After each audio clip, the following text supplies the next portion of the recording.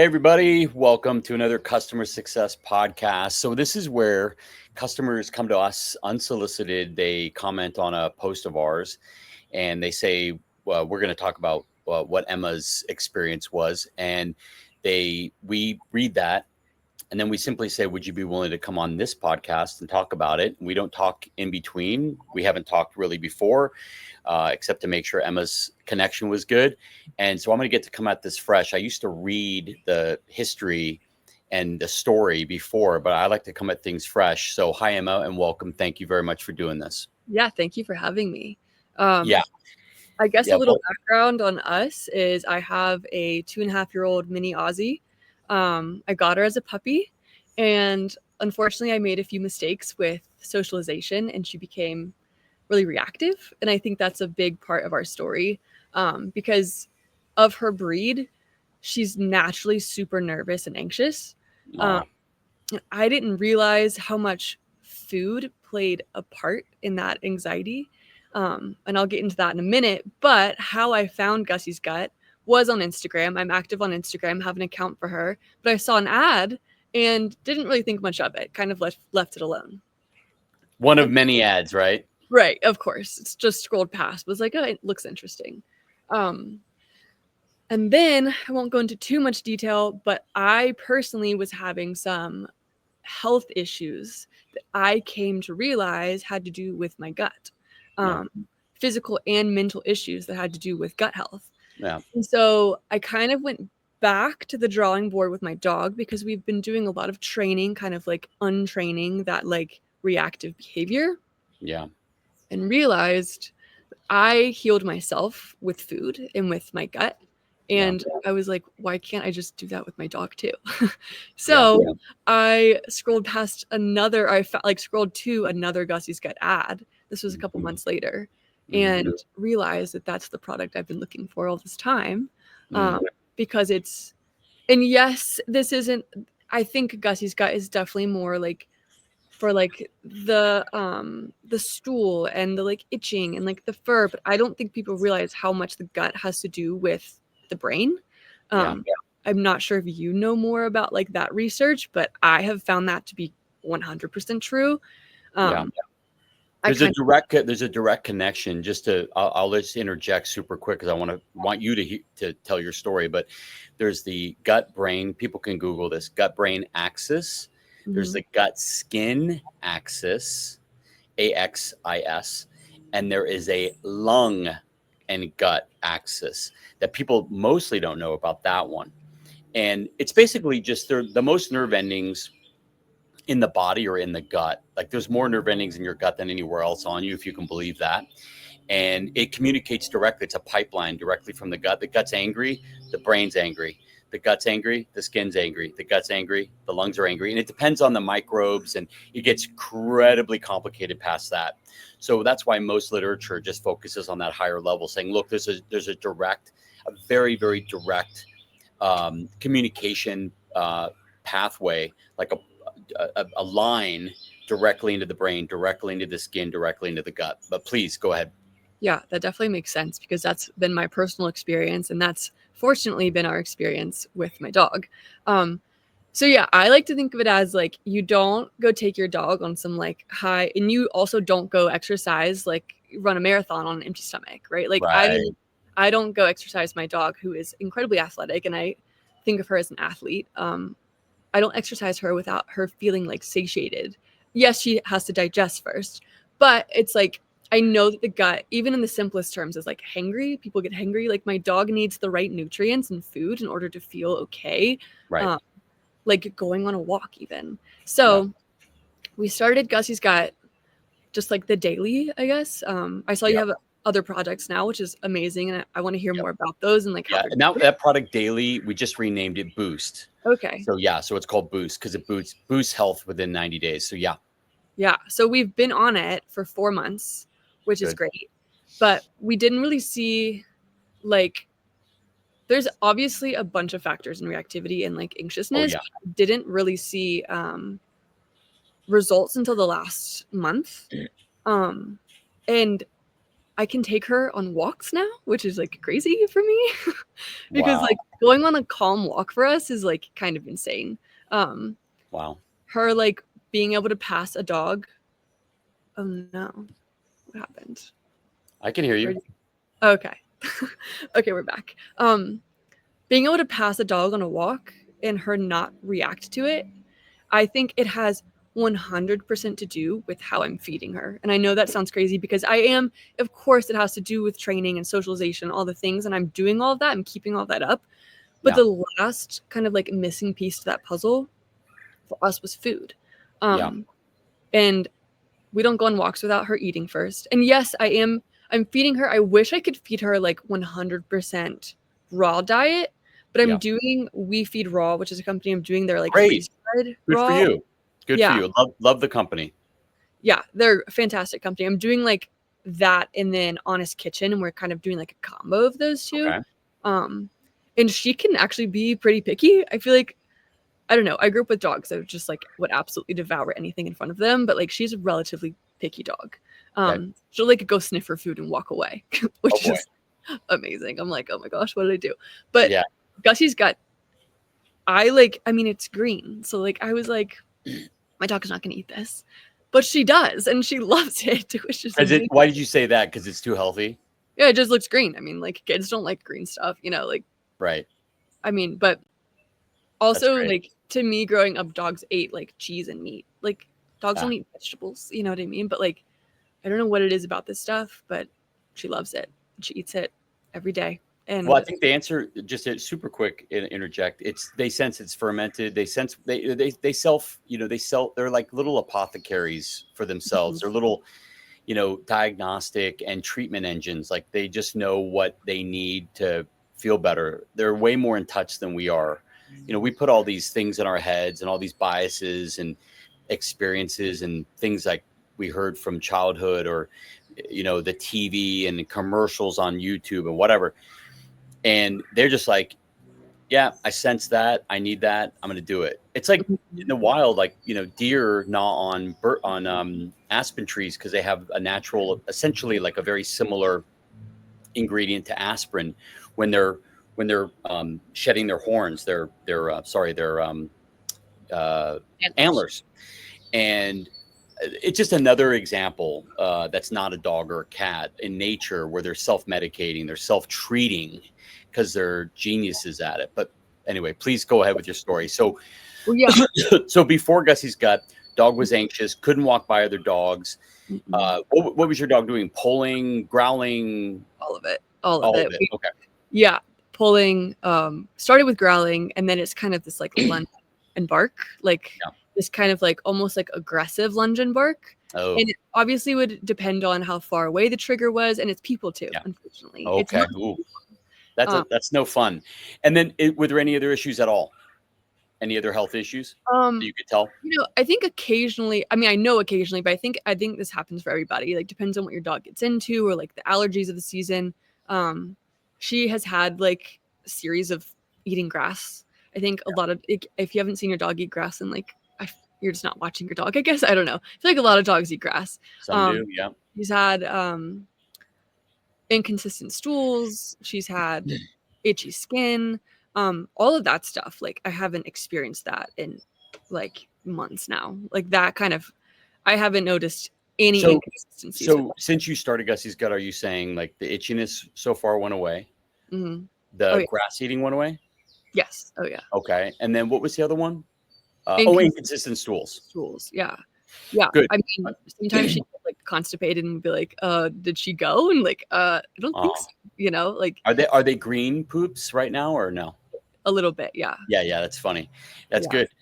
So okay, good. So now what? So you said that she you already talked about her not lunging or growling. Is she different at home or like when the mailman comes or like things she sees in the window or anything like that? Like anything at home that's different? Yeah, I usually structure our play and like exercise and like kind of batches. And in between like fetch or exercise, she's usually kind of like hyped up and like checking out the window and like all stressed out. But even right now, like she's laying on the porch next to me, I'm kind of like, who is my dog? She's just like a little more relaxed, and she's a little more like where we just moved as well. We're kind of in more of like a city area. And I was really nervous being in a denser population area with neighbors and stuff. And we've got new neighbors moving in the back, and they've been in and around their backyard, and she has not run up to the fence, which is incredible for That's us. great. And I mean, let's also give her a little bit of permission. She's an Aussie, so you know she's doing what she does. I mean, she's either, you know, you probably, you know, if you don't have cattle or goats or something for her to herd, she's going to let that energy out in other ways, you know. And so you're just, you know, you're thankful that you can take her on walks and she's satisfied, but she's probably always going to be a very high energy dog. But I'm glad she's laying by you there. Yeah, definitely. And the point you made earlier, the thing that like really drew me towards the company was that when she was really little, and I wasn't seeing as much reactivity yet, but we were seeing like extreme anxiety and like nervousness. I had a few doctors recommend like Prozac and Trazodone. Oh yeah. And that just like did not sit right with me. I don't know. I just like don't want to put a dog, especially a high energy dog that's just like was like 8 months old, like on such a heavy drug. So I really feel like the organic, natural route was what I was looking for, and I think Gussy's gut just like kind of fits that bill perfectly. Great. I mean, and then there's all these other side benefits of all the insane nutrients and the better absorbability of all of it, as opposed to, you know, in cooked food, or even though you're doing raw food, even raw food, it's a better absorption than raw. Because it's like fermentation is like you've pre-digested it, you've pre-broken it down, and the gut has an easier time of it, and therefore it can it's almost like everybody intuitively knows, like if you were to chew a carrot, you're going to get like only so much value of, let's just call it beta carotene. Let's just pick one thing that everybody understands. If you juice that carrot and you drink the juice, do you think you get better absorption? Probably, right? Like probably, I don't know. Yeah, like, because what happens is you don't go through all of the cell walls. It breaks down into cell walls, the juicing. So juicing is better than chunks. Gotcha. Because the digestive tract has to do more work. And really, the digestive tract is there to do its job quick, push it through. Dogs are even more so, you know, high acidity, push it through, boom, out of the colon, it's done. So whatever it doesn't, people that have dogs with bad digestive tracts, they'll feed a blueberry. You know, a dog will sometimes inhale it. A full blueberry will come through the other end. And you realize, my gosh, like they didn't even get any of the value of that blueberry. I just wasted a blueberry. You know, if you can grind it and or juice it, that's really good. But the even next level above that, you know, I call it God tier. It's God tier, great tier, good tier, bad tier. Like that's the holy grail that at least we have available to us, even beyond, you know, juicing, and certainly beyond cooked would be at the bottom level. But the cell walls are what people don't understand. Like every encapsulated, covered, protected by a cell wall, and juicing helps relieve that. But we do kind of both. We macerate, which is kind of juicing. So we macerate to the point where it's very juicy.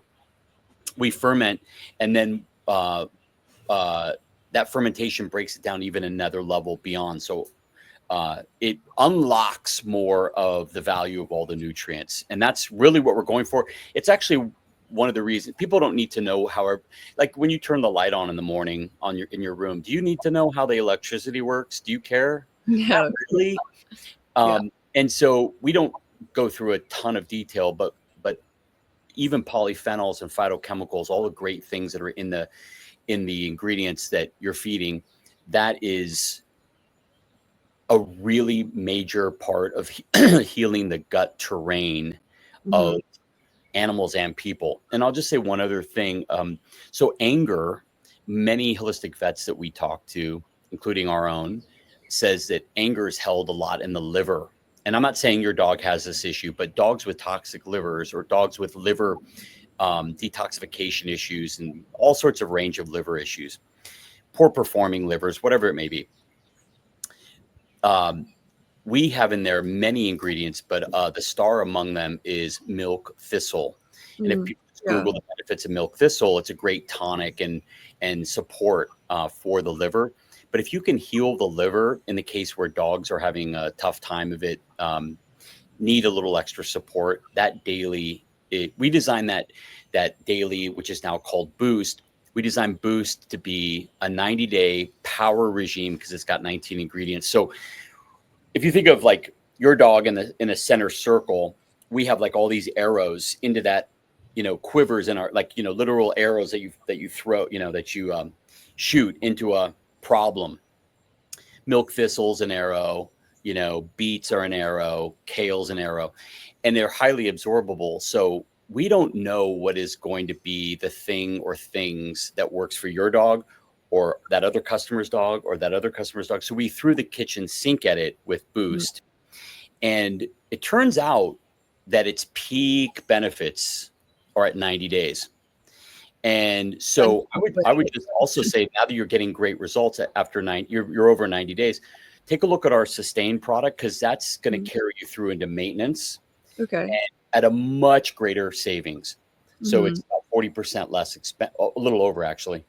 And it's 9 ingredients, some of them from Boost and other new ones that are crazy good. Yeah. And if you want, you can mix them. You do whatever you want. There's no wrong or right way to do it. It's really like we built Sustain so you can maintain on a more lower budget than daily, because daily is quite expensive, and it is expensive because it's so substantial. It's this really great, like, we want to make sure that when we get a chance at helping your dog, we succeed at that. We don't do that 100% of the time.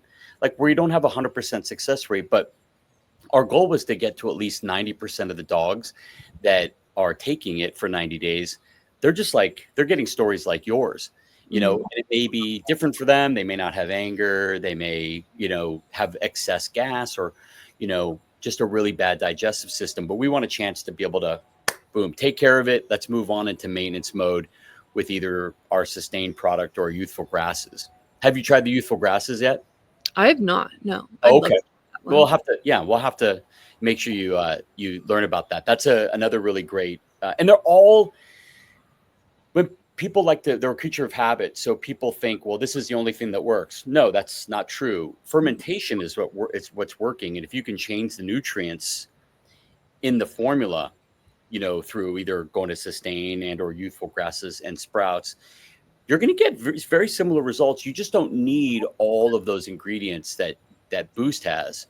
So I just encourage everybody to take a look at like how you move through that Boost phase or reset phase into maintenance phase. And then, we of course have treats you can keep going into gut health throughout the day in between meals.